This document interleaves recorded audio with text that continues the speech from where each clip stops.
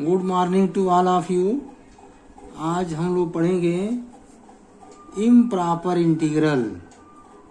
Title है हम लोग का improper integral.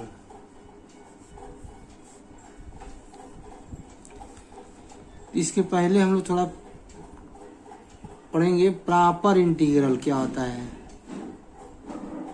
Proper integral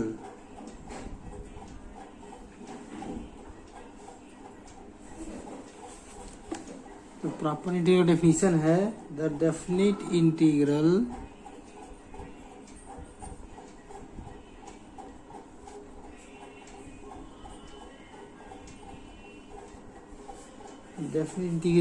a to b fx dx is called a proper integral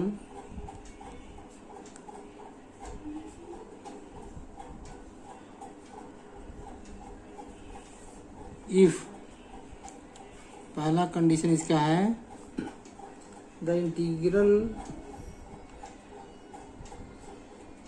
interval of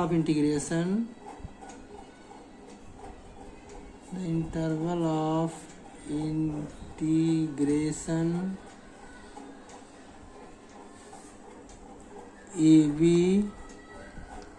close interval है, ये close interval AB is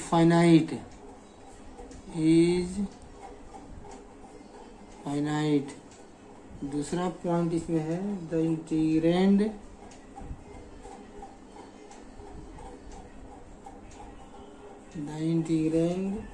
f is bounded on AB,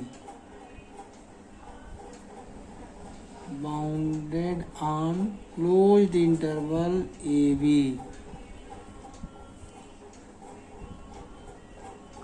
ये दो condition है proper integral का।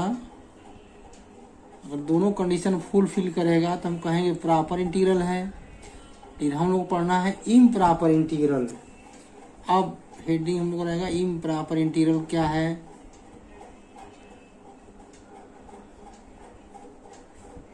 Improper integral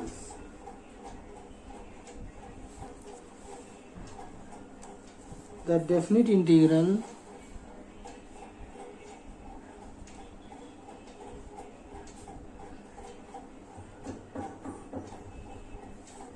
a to b integral a to b fx dx is called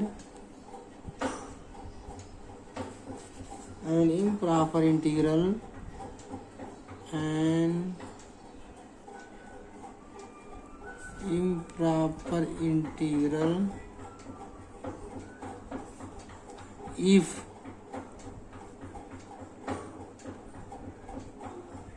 if either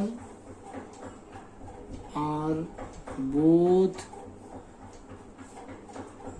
the above conditions are not satisfied। above conditions are not satisfied। यानी जो proper integral का जो दोनों condition है अगर fulfil नहीं करेगा तो वही होता है इम्प्रॉपर इंटीग्रल। तो वही लिखा गया है the definite integral a to b fx dx is called an improper integral if either or both the above conditions are not satisfied। Thus integral a to b fx dx is an improper integral if either the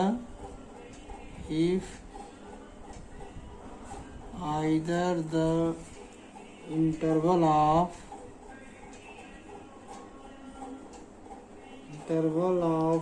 integration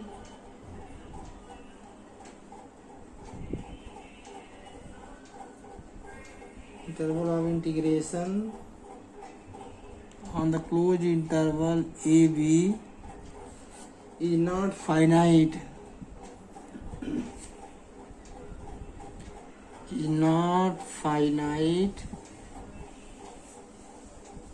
or F is not bounded,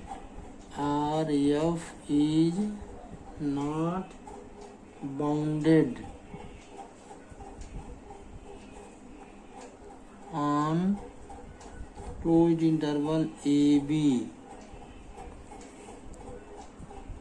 or neither the interval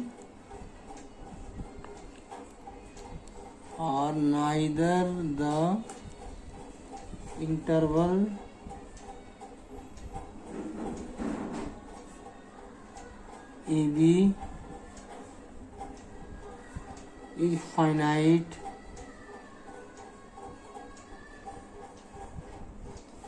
nor F is bounded over it. F is bounded over it. तो ये है improper integral का definition, यानी जो proper integral नहीं होगा उसी को कहते हैं इम्प्रॉपर इंटीग्रल। तो दो कंडीशन मेन है, अगर ये फुलफिल नहीं करेगा, जैसे पहला है the interval of integration on the close interval a b is finite, दूसरा इसका कंडीशन है the integrand f is bounded on close interval a b. अगर ये दोनों कंडीशन नहीं है तो कहेंगे इम्प्रॉपर इंटीग्रल है। तो इम्प्रॉपर इंटीग्रल जो है अब दो तरह का है, improper integral of first kind और दूसरा improper integral of second kind. तो वन बाय वन हम लोग पढ़ेंगे। तो पहला है improper integral of first kind. Improper integral of first kind.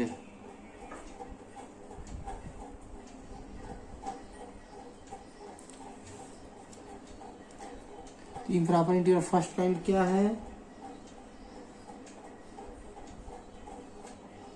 In the definite integral,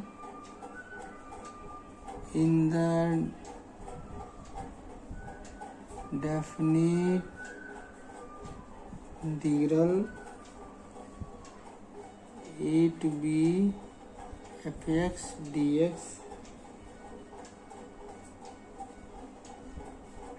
if either a or b, if either a or b or both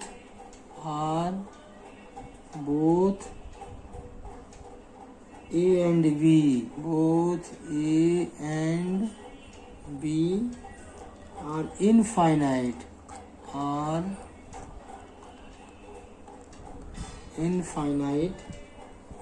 so that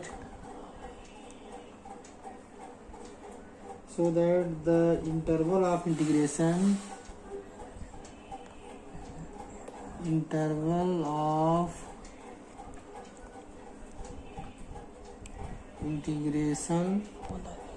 is unbounded,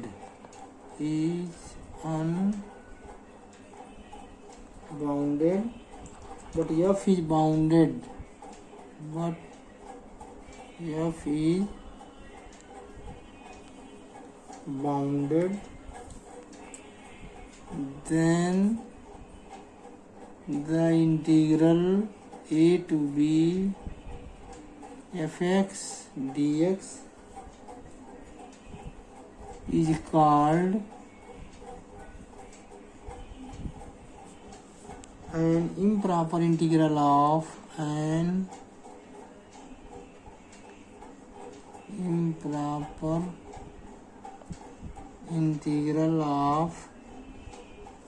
the first kind.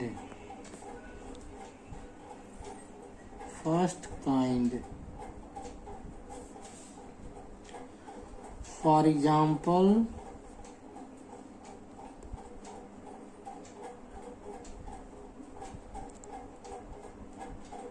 one to infinity dx upon under root x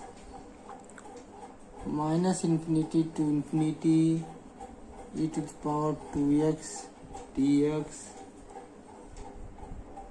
etc. ये है improper integral of first kind. तो क्या होता है इसमें, in the definite integral a to b F x D X, A है lower limit और b है upper limit.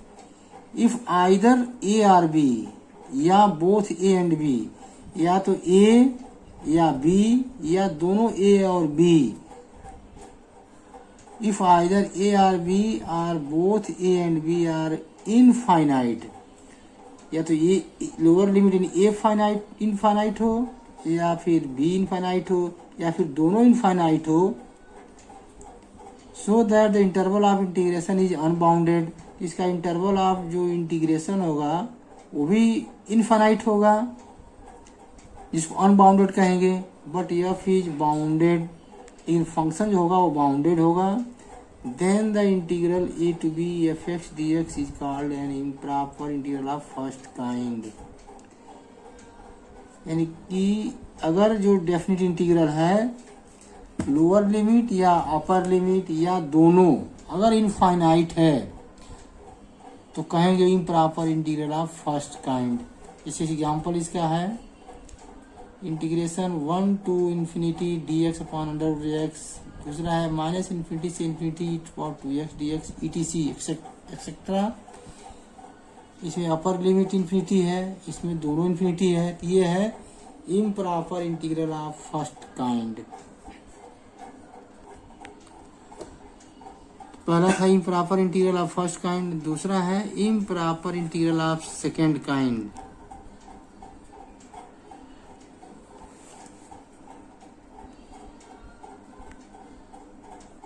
Improper integral of second kind,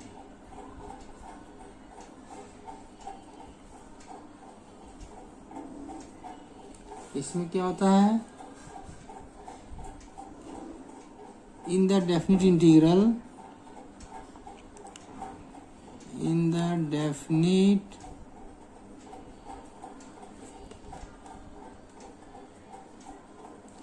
integral a to b fx dx, if both a and b are finite,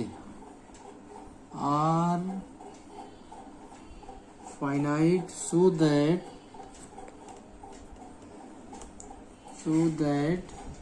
the interval of integration, so that the interval of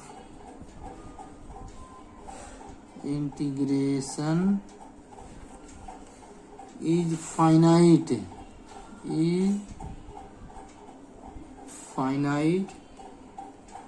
but f has one or more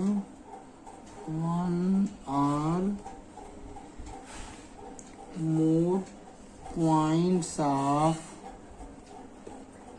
infinite discontinuity,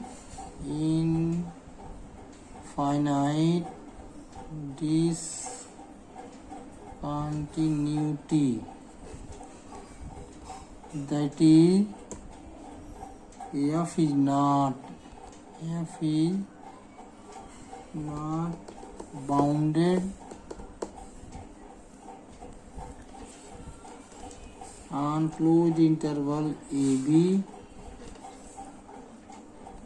then integral a to b fx dx is called an improper integral of second kind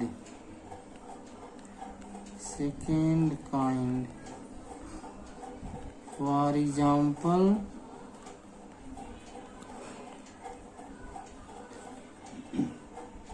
integral 0 to 1 dx upon x square, या integral 1 से 2 dx upon 2 minus x, integral 1 to 4 dx upon x minus 1 x minus 4 etc। तो improper integral of second kind क्या है? अगर वो definite integral जो a to b f(x) dx है, अगर इसमें both a and b are finite. अब इस फर्स्ट वाले काइंड में देखा गया है कि इसके अपर लोअर लिमिट इन्फिनिटी हो या दोनों इन्फिनिटी हो। लेकिन सेकेंड काइंड में क्या होगा? In the definite integral a to b f(x) dx if both a and b are finite so that the interval of integration is finite। भाई a और b दोनों फाइनाइट है तो इसका डिफरेंस इंटरवल और इंटीग्रेशन भी फाइनाइट होगा। But f has one और मोर पॉइंट ऑफ इनफाइनाइट डिसकंटिन्यूटी। उसके साथ क्या है कि जो फंक्शन है उसके पास एक या एक से अधिक पॉइंट ऑफ इनफाइनाइट डिसकंटिन्यूटी हो, ऐसे इंटीग्रल को कहेंगे improper integral of second kind. तो थोड़ा चर्चा हम लोग करेंगे पॉइंट ऑफ इनफाइनाइट डिसकंटिन्यूटी। और जैसे देखिए एग्जांपल है, पहला है 0 to 1 integral 0 to 1 dx upon x square. तो इसमें दोनों देखिए फाइनाइट है, अपर लिमिट लोअर लिमिट। और इसमें और दूसरा पॉइंट जो कहा गया है कि one or more point of infinite discontinuity. तो देखिए पहले वाले एग्जांपल में अगर 1 रखेंगे इस फंक्शन में तो 1 हो जाएगा, लेकिन 0 रखेंगे इस फंक्शन में तो इनफाइनाइट हो जाएगा। लेकिन पहले वाले एग्जांपल में 1 पॉइंट ऑफ इनफाइनाइट डिसकंटिन्यूटी है। अब दूसरे में देखिए इंटीग्रल 1 से 2 dx अपॉन 2 माइनस एक्स, ये भी फाइनाइट लिमिट है, लेकिन यहाँ अब देखेंगे अपर लिमिट 2 है, 2 एक्स जब 2 रखेंगे तो 0 जा रहा है, यानी कि इन्फिनिटी हो जाएगा। 1 रखेंगे तो 0 नहीं होगा, यानी यहाँ भी एक पॉइंट ऑफ इनफाइनाइट डिसकंटिन्यूटी है 2। ऐसे ही तीसरे वाले में देखिए अगर 4 रखेंगे तो भी 0 हो जाएगा, 1 रखेंगे तो भी 0 हो जाएगा, यानी इसमें 2 point of infinite discontinuity 1 and 4। ये है improper integral of first kind and improper integral of second kind. अब दूसरे इसके नेक्स्ट पार्ट में बताएंगे कि अब फर्स्ट काइंड का इंटीग्रल हो तो कैसे उसको सॉल्व करेंगे, और सेकेंड काइंड का इम्प्रॉपर इंटीग्रल हो तो कैसे सॉल्व करेंगे। Thank you.